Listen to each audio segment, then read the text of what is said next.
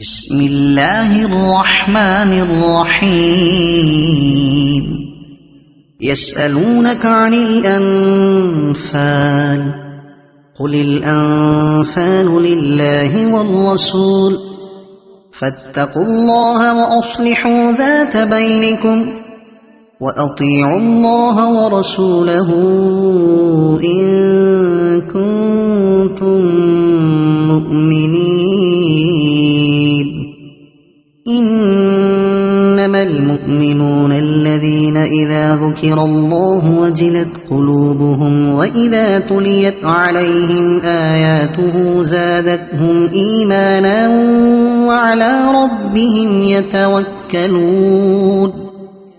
الذين يقيمون الصلاة ومما رزقناهم ينفقون أولئك هم المؤمنون حقا لهم درجات عند ربهم ومغفرة ورزق كريم.